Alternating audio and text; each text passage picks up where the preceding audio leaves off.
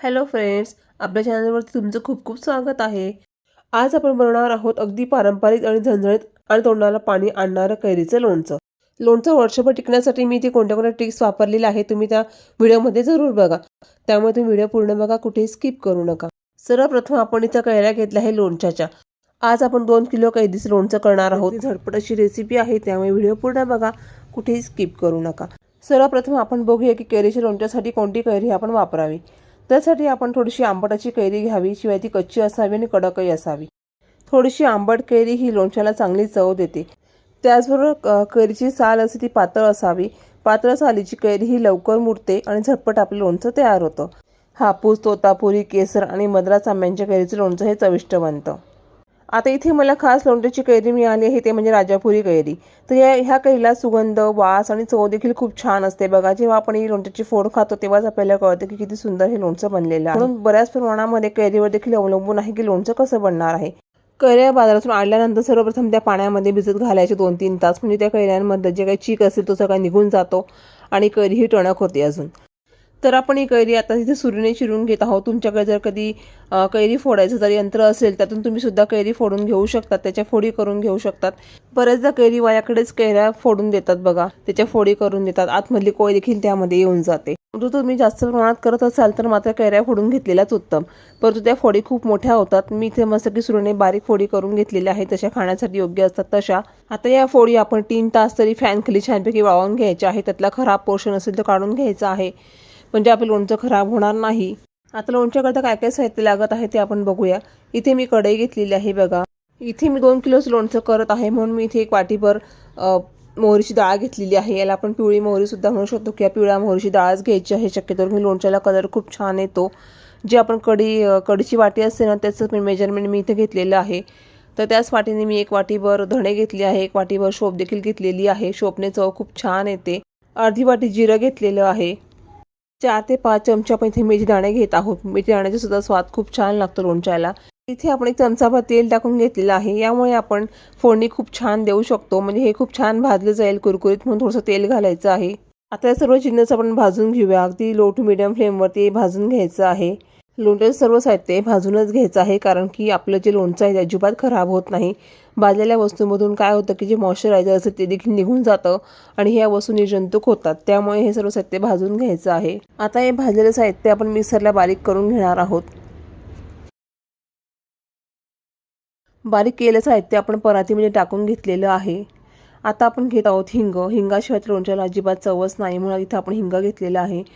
इथे हिंग आपण जवळपास 1 चमचाभर घेतलेलं आहे. आता या ठिकाणी आपण मीठ घेत आहोत. मीठ जवळपास 4 ते 5 चमचे घ्यावे किंवा अर्धी वाटीभर घ्यावे. मिठाचं प्रमाणसुद्धा खूप इथे चांगलं घ्यायचं आहे, कारण की मीठ हे प्रिझर्वेटिव्हचं काम करतं, म्हणजे लोणचं टिकण्यासाठी मिठाचा खूप उपयोग होतो. आता या ठिकाणी मी 4 चमचे तिखट घेतलेलं आहे. हे तिखट खूप चवीने तिखट आहे. आणि त्यानंतर आपण रंगासाठी आपण काश्मीरी लाल मिरची वापरत आहोत. यामुळे लोणच्याला खूप छान रंग येतो, लाल भडक. त्यामुळे हे 2 चमचे इथे वापरलेलं आहे. आता इथे आपण 2 चमचे हळद घेणार आहोत. आता लोणच्याला आपण तेल कुठलं वापरायचं, तर लोणच्याला आपण सनफ्लॉवर किंवा सोयाबीन तेल वापरू शकतो. शेंगदाणा तेल अजिबात वापरू नये, कारण की शेंगदाणा तेलामुळे काय होतं की काही दिवसांनी लोणच्याला खूपच वास यायला लागतो. त्यामुळे शक्यतो सनफ्लॉवर तेल वापरावं. इथे मी सनफ्लॉवर तेलच वापरलेलं आहे. आता हे तेल मी एका भांड्यामध्ये ओतून घेतलेलं आहे आणि ते गरम करत आहे. तेल गरम झाले की नाही हे बघण्यासाठी ह्यामध्ये मी जिरं घातलेलं आहे. जिरं तळतळल्यानंतर आपण समजायचं की तेल खूप छान गरम झालेलं आहे. आता हे तेल आपण आपल्या ज्या मसाल्यावरती ओतून घ्यायचं आहे, म्हणजे एक प्रकारे फोडणी द्यायची आहे.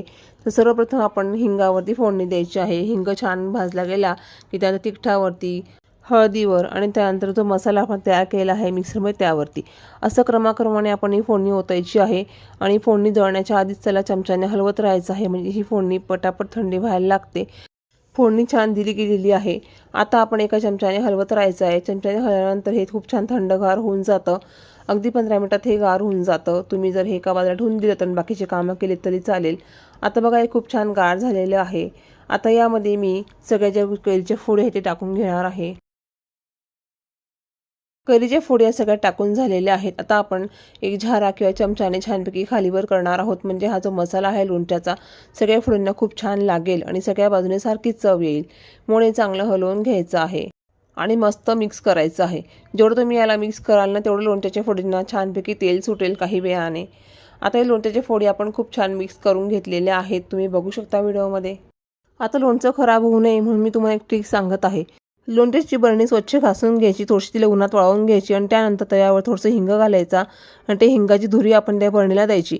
आतून पूर्णपणे ही बरणी छान होऊन जाते, त्याला हिंगाचा वास लागतो, ती निर्जंतुक होऊन जाते आणि मग त्यामध्ये आपण लोणचं भरायचं. बघा तुम्ही ह्या वर्षी असं करून बघा, तुमचं लोणचं अजिबात खराब होणार नाही, वर्ष 2 वर्ष नक्कीच छान टिकेल. तर आता आपण ह्या काचेच्या बरणीमध्ये लोणचं भरून घेतलेलं आहे. आता उर्वरित लोणचं आपण एका प्लास्टिकच्या डब्यात सुद्धा भरून घेणार आहोत. तर प्लास्टिकची बरणी जरी असेल तरी काही हरकत नाही, ती देखील स्वच्छ धुवून घ्यायची आणि तिला सुद्धा हिंगाची धुरी द्यायची. बघा प्लास्टिकच्या बरणीतसुद्धा लोणचं खूप छान टिकतं. अगदी 2 ते 3 दिवसांमध्ये आपलं लोणचं खूप छान मुरतं आणि खायला तयार होतं. वा, किती सुंदर रंग आलेला आहे आणि चवसुद्धा खूप भारी आली आहे बरं का. तुम्ही नक्की ट्राय करा आणि मला कमेंट करून सांगा कसं झालं ते. आणि व्हिडिओ आवडला असेल तर लाईक करा, शेअर करा आणि चॅनलला सबस्क्राईब करायला विसरू नका. तर पुन्हा भेटूया अशा स्वादिष्ट रेसिपीसोबत. तोपर्यंत व्हिडिओ बघत राहा. व्हिडिओ पाहिल्याबद्दल तुमचे खूप खूप धन्यवाद.